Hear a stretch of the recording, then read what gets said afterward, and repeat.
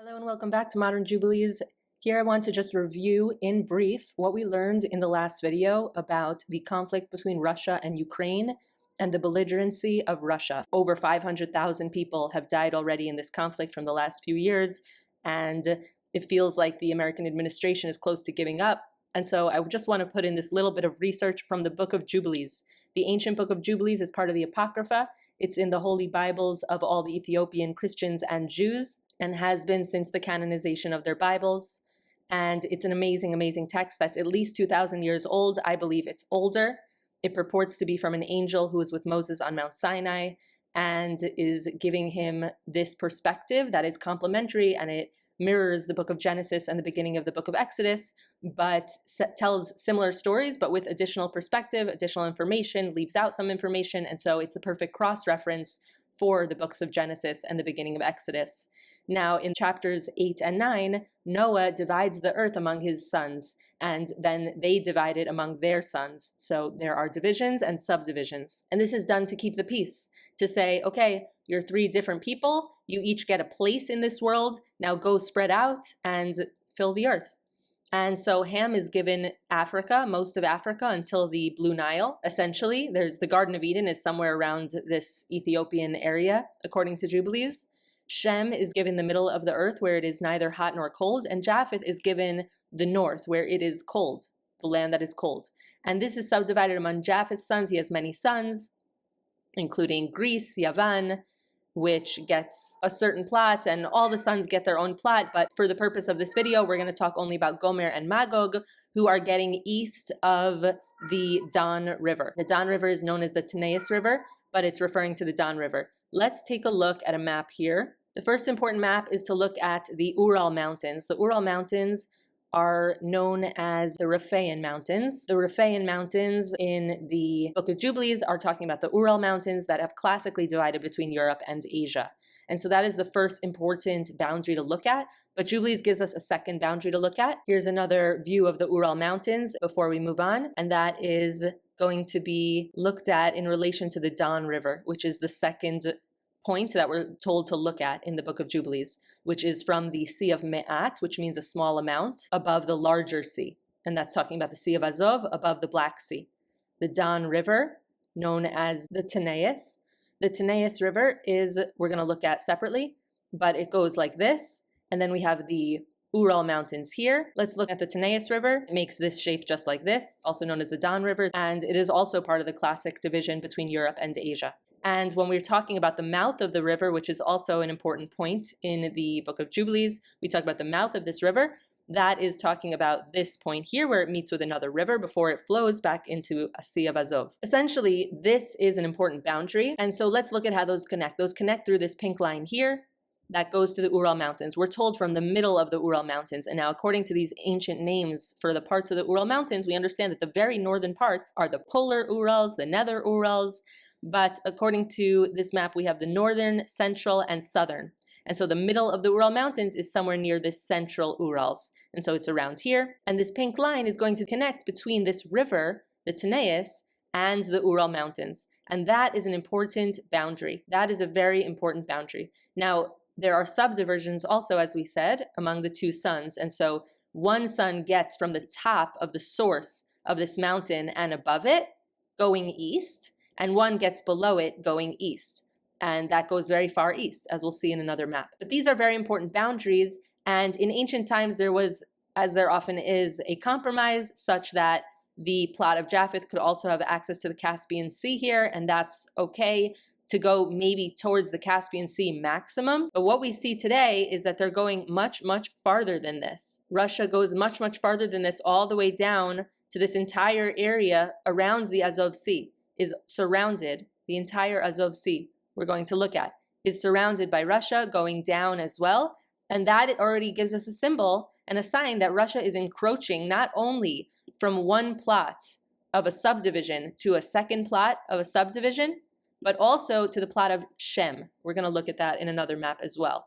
And here you see Moscow sits right here above it, and it is an important center in the area, but that doesn't mean it gets to just go in every plot that it wants to. So here we have a map of Russian expansion from the 1500s. We know that it starts up here, and so we know that it is certainly from Japheth, and that it is from the northern part of Japheth, which means that it is likely from Gomer. So it is likely related to Gomer, and it is naturally moving east, but it also takes over the lower plot, which belongs to Magog, another son of Japheth. And then it's going even south of that, which is Shem's plot. And this is problematic. This is very, very problematic. You can't just keep going forever and ever. We're going to look at another better map here. And here we have it. So the Russia-Ukraine war is fighting over this area that's already west of this river. This river is supposed to be an ancient boundary. And then you also have this fighting continuing all the way down into this area, which is, it's a hot take. They're going all the way pretty low here. And it's really way too low because this is clearly Shem's lot. Everything up north of this boundary right here, everything north of this boundary is, because this is the center of the Ural Mountains, this is the river, and so anything that is south of this is supposed to belong to Shem. Kazakhstan is a stan, so it presumably is related to the Middle East, and so it is related to the children of Shem. But Japheth has a line here that it needs to respect, and it doesn't seem to be respecting it. And so we see the belligerency of Russia that's going all the way down here. This entire area here is Russia for some reason. And so it's already going way too low. And we know that it's coming from this area of Gomer. It's going all throughout Magog. And it's going west of this too, which is already belonging to another son. And this is where the fighting is going on between Russia and Ukraine. And from studying these ancient maps, I see that Russia is just clearly the belligerent. It's going way too far in every direction. And this isn't what the ancient boundaries we agreed to are. Noah and his sons swore to this oath. They said whoever breaks it will be cursed.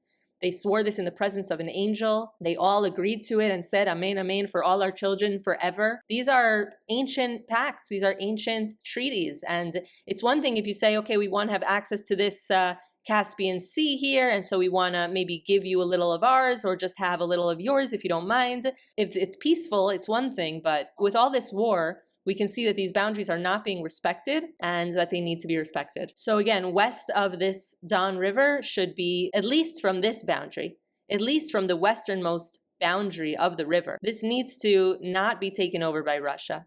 Russia, you can't have everything. You can't have the entire plot of Magog and the entire plot of Gomer, and then go into the area of Shem, which somebody clearly allowed you to do and was very nice to let you go down into this area of Shem here. But now you're going to go also west, not only west of the river, but west of the westernmost part of this river?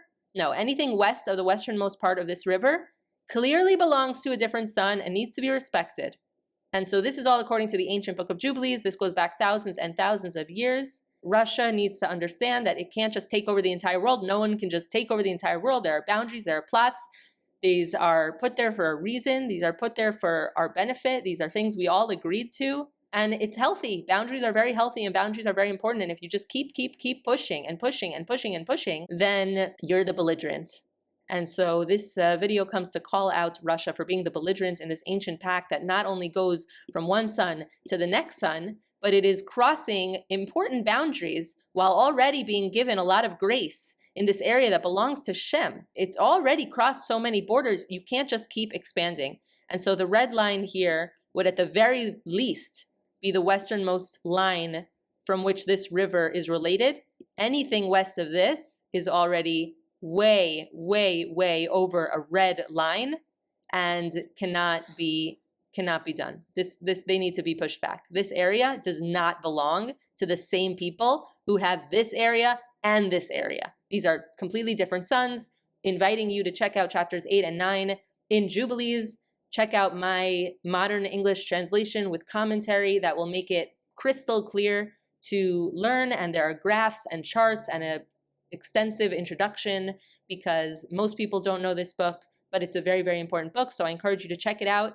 And I hope that this context helps in some way for this conflict. And I hope that the government in Russia understands at some point that you can't just keep expanding forever because you are breaking every pact that has been agreed on from the beginning of time itself, in a way, from the beginning of when we had to restart civilization after Noah's Ark landed on Mount Ararat. where Turkey meets Armenia. All right, thank you so much for listening. Thank you so much for watching. Wishing you all the very best. Many, many blessings to you and yours. This is Modern Jubilees, and we'll see you next time.